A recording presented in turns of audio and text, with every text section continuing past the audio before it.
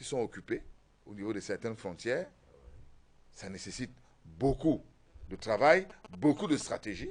Il faut travailler comme un accord avec les États voisins dont les frontières jonchent les deux pays. Vous avez vu la crise qu'il a failli avoir il y a quelques semaines avec le Tchad, liée aux incursions des groupes armés de part et d'autre, des terroristes de part et d'autre. Donc, nous sommes le pays, les dirigeants centrafricains mènent en ce moment une réflexion conjointe avec les États voisins sur le comment résoudre la problématique des terroristes qui s'installent à cheval entre les frontières des deux pays.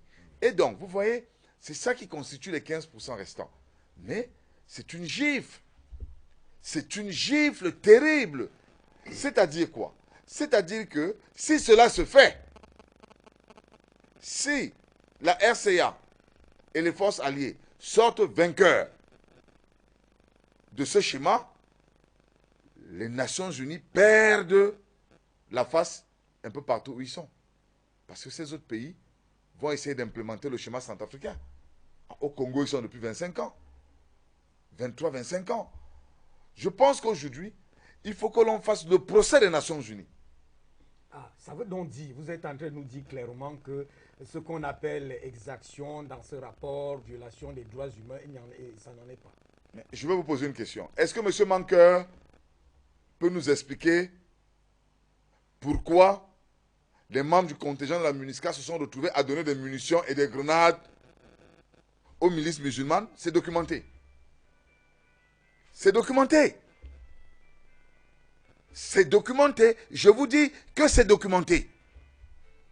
Est-ce que M. Mankeur peut nous expliquer, tout récemment encore, un camion transportant les effets de la MINUSCA a été saisi avec de la farine déclarée et avec des produits d'une cotation douanière très élevée cachés? Est-ce que M. Mankeur peut répondre? Mais c'est là le problème. Il faut comprendre qu'il y a l'économie de la guerre. Et l'économie de la guerre, ça sert certaines personnes. Ça sert les intérêts des groupes. Ça sert les intérêts des réseaux. Et ces réseaux et ces groupes ont des ramifications au niveau du système des Nations Unies. Il faut dire les choses telles qu'elles sont. Est-ce que M. Mankeur Ndiaye peut nous dire ici que la MINUSCA n'a pas eu les moyens d'arrêter Ali Daras depuis 8 ans? Est-ce que M. Mankeur Ndiaye peut nous rassurer et confirmer ici que la MINUSCA, qui a un budget de 1185 milliards an, soit 4 fois le budget de la RCA, n'a pas eu les moyens pour mettre hors d'état de nuire la bande de terroristes qui gangrène la RCA? Est-ce que M. Mankeur Ndiaye peut nous dire ici qu'il n'a pas eu les moyens de faire arrêter Bozizé, François Bozizé, qui a un mandat décerné par l'ONU depuis 8 ans?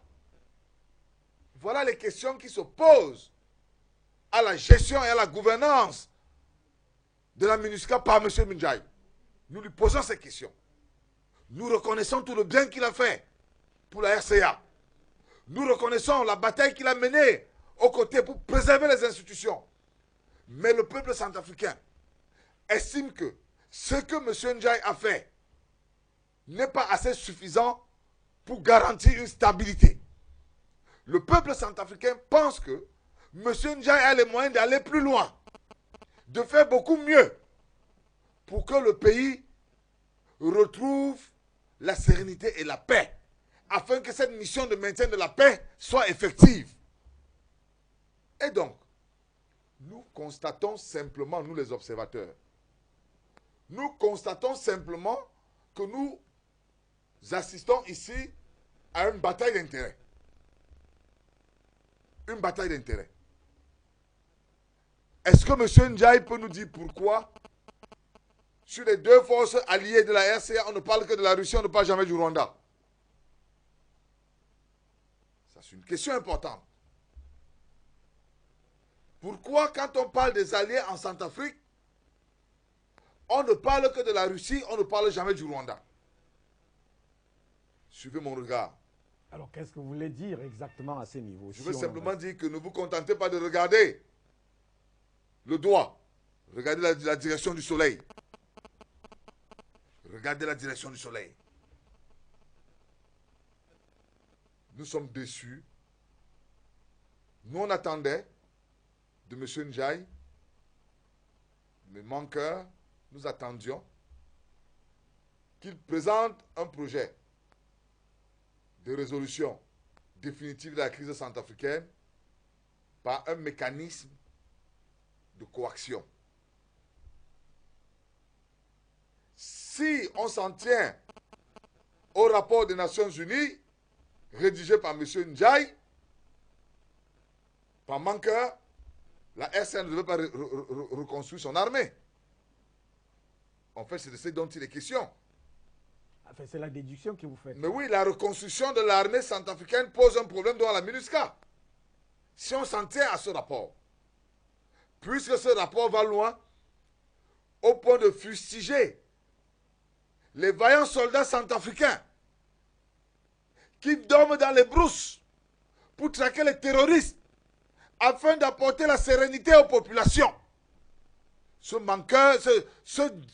rapport de manqueur fustige